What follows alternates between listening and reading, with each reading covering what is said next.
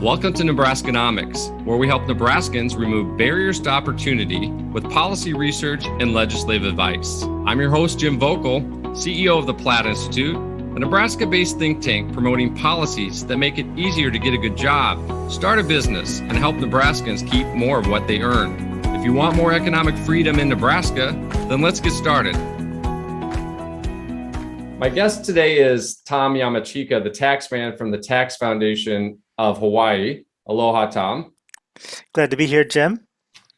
Good to have you. You recently, Tom, published an article in a UC Berkeley paper that looks at death taxes, particularly estate taxes. And a lot of people in Nebraska may not realize that we don't have a state tax here in Nebraska anymore. It was eliminated in the 2000s.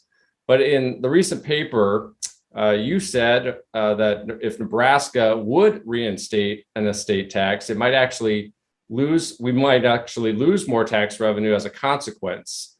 You hail from the great state of Hawaii, which is one of the other states that was also said to be at risk of losing income and revenue. Help us understand how that could happen.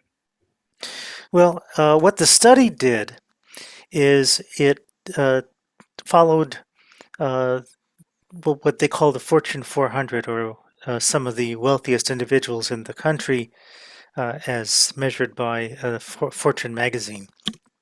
And through various statistical methods, they tried to determine the probability that such a person would move domicile, i.e., pack up and jump on a plane, or a car or something, in response to higher taxes in the state that he was living in, or she.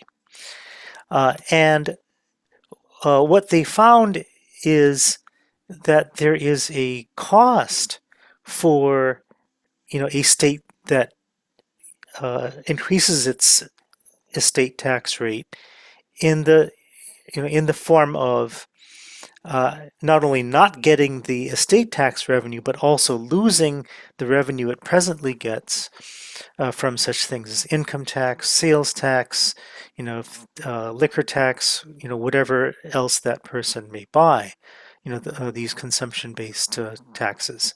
So my state was one of the ones identified as losing money if this were to happen. We already have an estate tax with perhaps we're tied for the highest rate in the nation at 20%. We also have a very high income tax. Our top rate is 11%, which I think is more than double what you have at the moment. That's correct. Yeah. So we've got our share of problems. Well, I appreciate that perspective. And even though we don't have a state estate tax here in Nebraska, we do have an inheritance tax, which is collected by county governments, and people often confuse those two taxes. The big difference, obviously, is unlike estate taxes, which impact total assets of very wealthy people, inheritance taxes can be imposed on regular Nebraskans. In fact, if your property is worth as little as $10,000 to $40,000, that can be taxed when anyone other than the spouse inherits it. And even though now just a few states have inheritance taxes anymore, we've had this tax for more than a century in Nebraska, and the economic and fiscal impact often isn't very well understood. Can your research or this recent paper that you referred to shed any light on what trade-offs might be happening as a result of Nebraskans taxing inheritances? The study that I was writing about didn't really distinguish between inheritance taxes and estate taxes, but I mean they do have some similarities in that they are both imposed upon death, and they are a burden on the people who are going to receive what otherwise would be the wealth of the decedent that would otherwise go to them.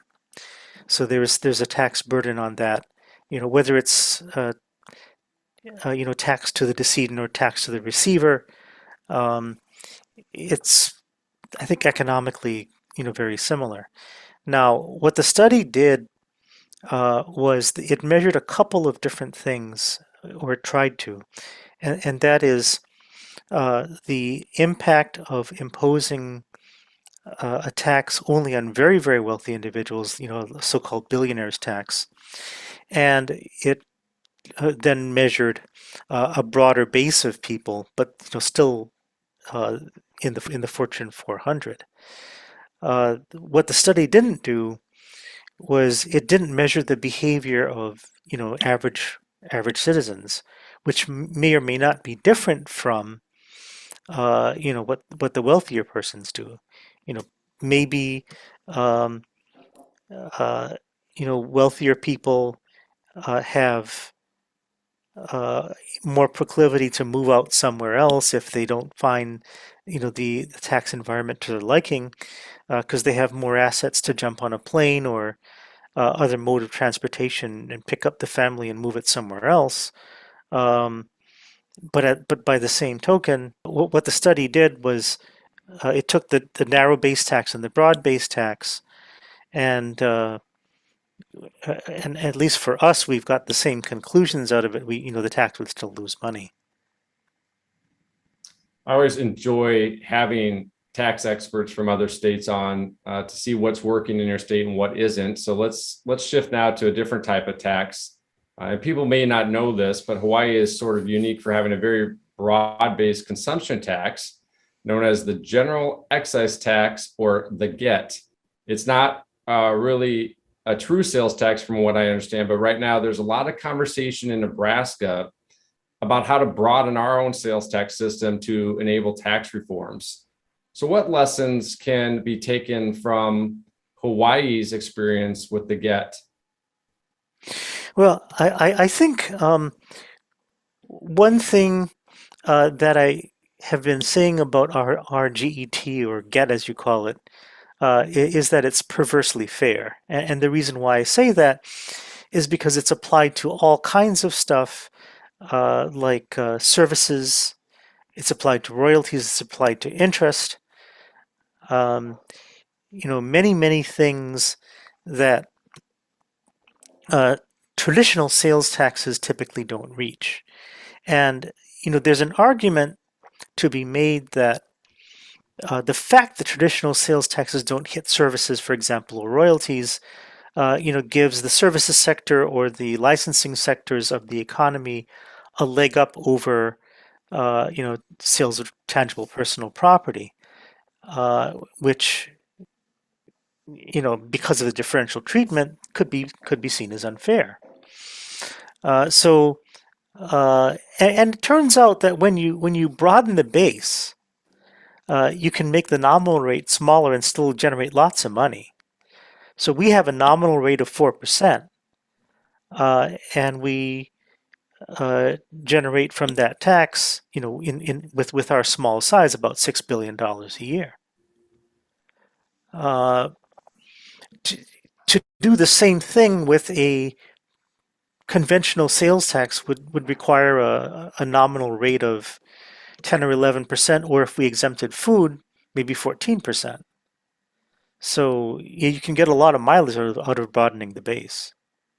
Absolutely. And that certainly can enable other types of tax reform, which is the hope of our state and our organization, the Platt Institute.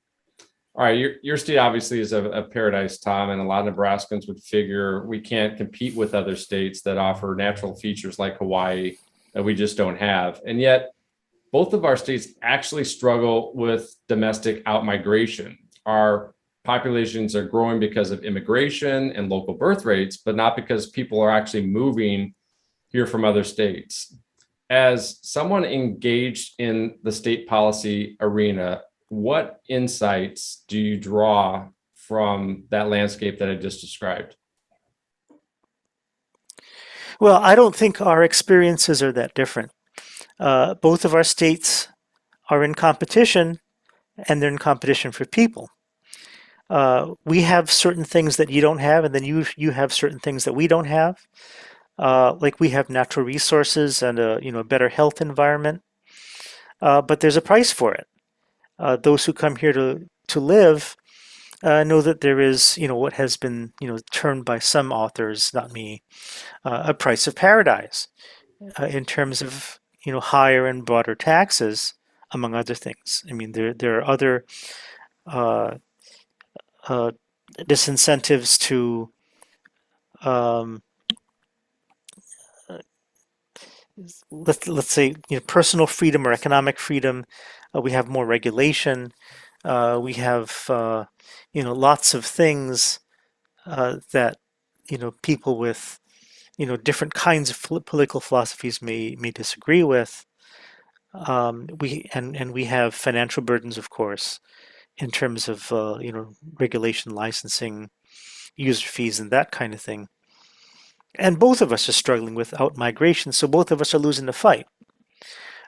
We need to, I think, both of us need to take stock of where we are, what our competitive strengths are, what our competitive weaknesses are,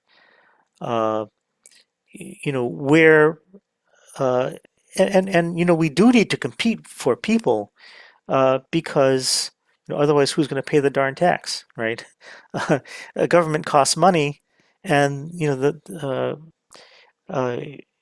if there are more people to divide the costs among, then supposedly uh, the unit price should go down somewhat. Uh, so I think really it's a continuum.